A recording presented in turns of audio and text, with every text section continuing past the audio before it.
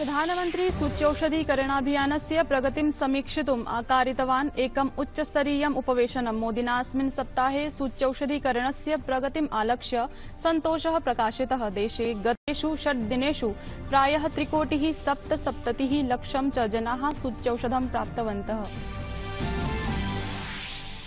केन्द्रशासनेन शीर्षन्यायालयः ज्ञापितः जाइडस काडिला इत्यनेन भारतीय समवायेन विकसितं नूतनं कोरोना सूच्यौषधम् अचिरम् एव 12तः 18 वयोवर्गस्य किशोरेभ्यः भविष्यति उपलब्धम्।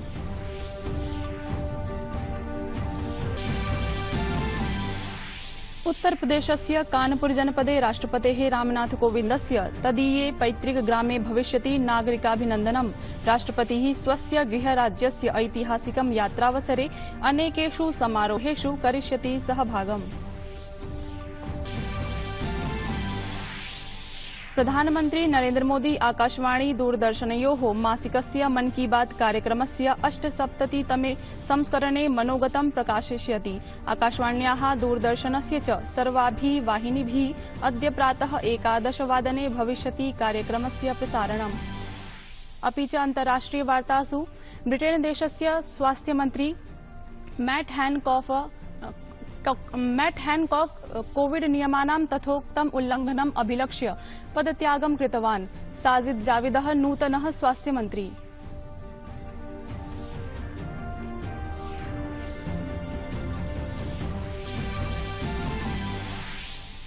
अभिषेक वर्मा पेरिस लक्ष्यवेध विश्वचषक स्पर्धा मालिकायां स्वर्ण पदकं विजित्य इतिहासं रचितवान्। कंपाउंड इट्वेनन चक्रे अमेरिकायाः क्रिस शेफः पराजितः।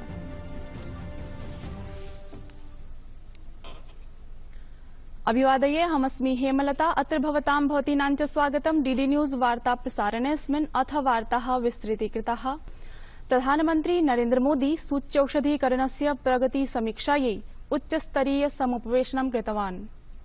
अधिकारिभिः देशे सूच्यौषधीकरण प्रगतौ प्रधानमन्त्रिणः समक्षं विस्तृत प्रस्तुतीकरणं कृतम्। प्रधानमन्त्री मोदी अस्मिन् सप्ताहे सूच्यौषधीकरणगतौ सन्तोषं व्यक्तीकुर्वन् आह गतिवर्धनं महत्वाधायि अस्ति। प्रधानमन्त्री इदमपि कथितवान् यत् ईदृशानां देशानां सहायतायै प्रयासाः स्युः यैः कोविन प्लेटफॉर्म इत्येतद्रूपे भारतस्य समृद्ध तकनीक विशेषज्ञताम् अनुरागः दर्शितः।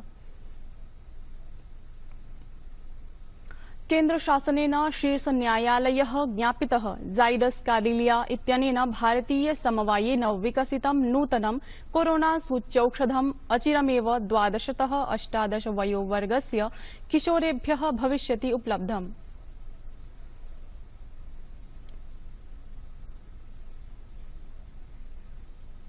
कोरोनां विरुध्य देशः संघर्षरतः अस्ति। सूच्यौषधाभियानस्य गतिः अनुदिनं वर्धते। राष्ट्रव्यापिनः कोविड रोधी सूच्यौषधीकरणाभियानस्य अन्तर्गतम् अधुनावधि 32 कोट्यधिकाः जनाः सूच्यौषधं प्राप्तवन्तः। गतसायं 7 वादने यावत् प्रायः 58 लक्षं 10 सहस्रं च लाभार्थिनः कोविड प्रतिरोधी सूच्यौषधं प्राप्तवन्तः।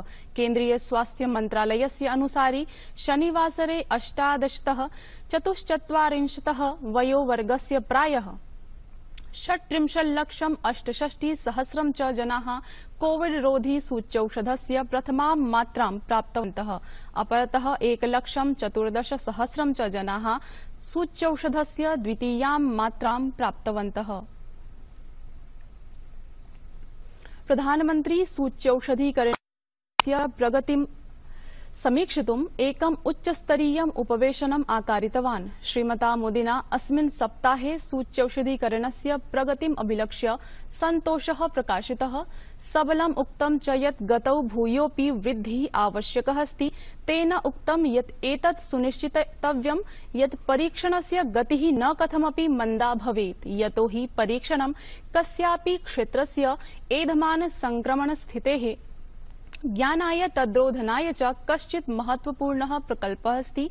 अत्र ध्यानास्पदमस्ति यत् देशे गतेषु 6 दिनेषु प्रायः 3,77 लक्षं च जनाः सूच्यौषधं प्राप्तवन्तः। इयं संख्या मलेशिया, सऊदी अरब, कनाडा सदृशानां देशानां जनसंख्यातः अपि अधिका अस्ति। कोरोना विषाणोः एव अन्यः भीषण प्रकारः डेल्टा इति देशस्य बहुषु राज्येषु सम्प्राप्तः। महाराष्ट्र, दिल्ली, केरल, पश्चिम बंगाल, आंध्र प्रदेश, छत्तीसगढ़, ओडिशा, तेलंगाना राज्येषु च अस्य विषाणोः 50 रोगिणः इदानीं पर्यन्तं समागताः। यद्यपि चिकित्साः कथयन्ति यत् भारते निर्मित सूच्यौषधद्वयमपि अस्योपरि प्रभावितम्, अतः चिन्तनीया नास्ति स्थितिरिति।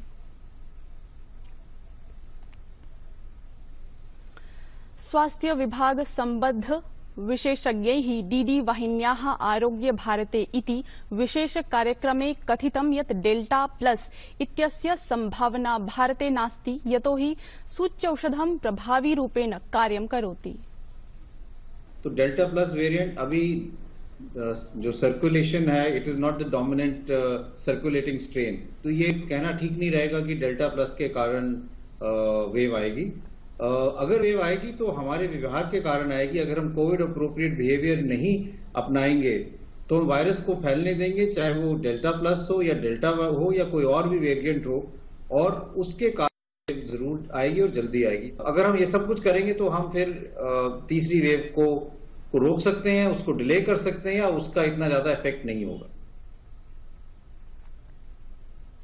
प्रधानमंत्री नरेंद्र मोदी अयोध्या विकास योजनां समीक्षितवान्। उत्तर प्रदेशस्य अधिकारिभिः एतत् सम्बद्धा एका प्रस्तुतिः विहिता, यत्र अयोध्यायाः विकासस्य विभिन्न पक्षाः प्रदर्शिताः। अयोध्यायाः विकासस्य परिकल्पना आध्यात्मिक केन्द्रत्वेन, वैश्विक पर्यटन केन्द्रत्वेन, स्थायी उन्नत नगरत्वेन च क्रियते। उपवेशने विमानपत्तनस्य, रेल स्थानकानां विस्तारस्य, बस स्थानकानां, मार्गाणां, राजमार्गाणां, अनेकासां च विभिन्नानां आधारभूत परियोजनानां च विषये चर्चा जाता। समीक्षावधौ भविष्यत्कालिकस्य नवनगर निर्माणस्य विषये अपि विचारणा अभवत्। अत्र नगरे श्रद्धालूनां कृते वाससुविधाः, आश्रमाः, मठाः, वसतिगृहाणि, विभिन्न राज्य भवनानि भविष्यन्ति। अत्र पर्यटन सहायता केन्द्रस्य, विश्वस्तरीयस्य संग्रहालयस्य च निर्माणं भविष्यति।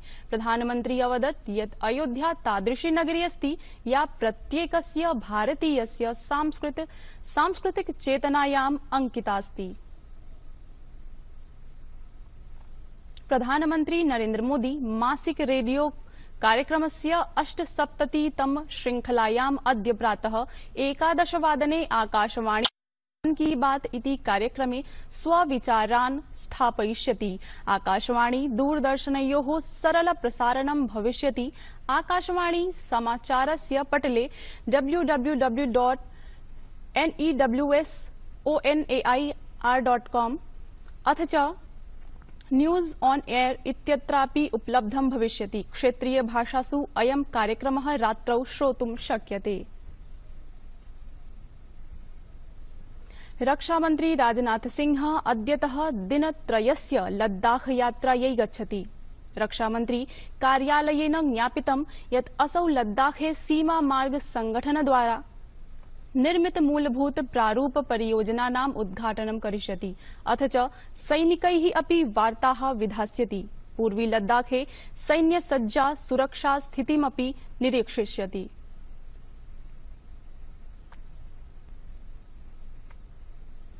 कृषि विधेयकेषु कृतेषु संशोधनेषु भ्रमस्थिति कारणात् कतिपयानि कृषक संघटनानि दिल्ली सीमासु विरोध प्रदर्शनरतानि सन्ति। कृषक आन्दोलनस्य सप्तमासपूर्तेः अवसरे आन्दोलनकारिभिः कृषकैः अखिले अपि देशे राजभवनेभ्यः, उपराज्यपाल सचिवालयेभ्यः च बहिः प्रदर्शनानि कृत्वा ज्ञापनपत्राणि प्रदत्तानि। अत्रावसरे कृषकैः उद्दण्डतापूर्वकं विधि व्यवस्थायाः, कोरोना नियमानां च पूर्णतया अवहेलना कृता।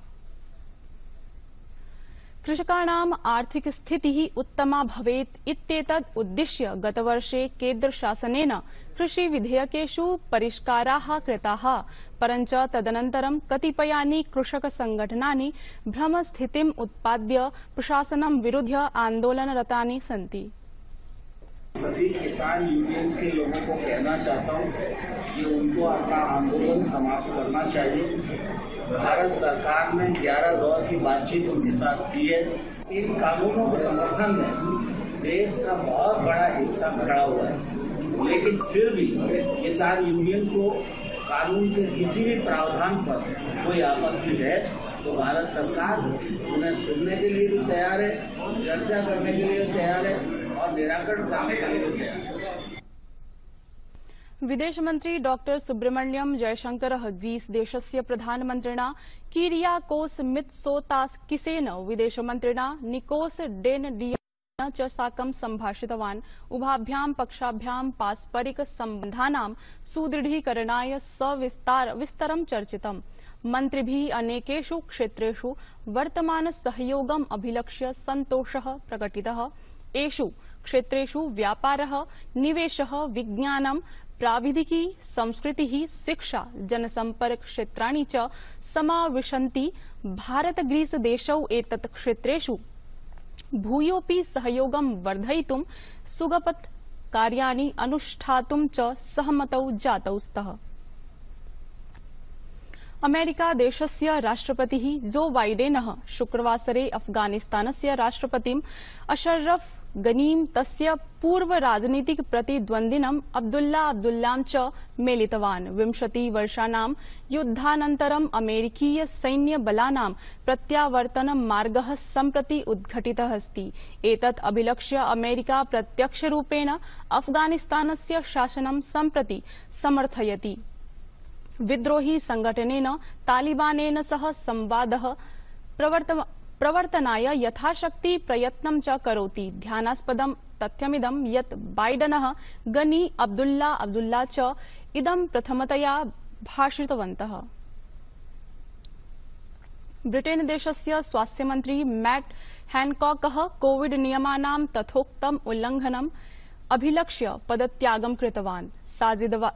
साजिद जाविदः नूतनः स्वास्थ्यमन्त्री।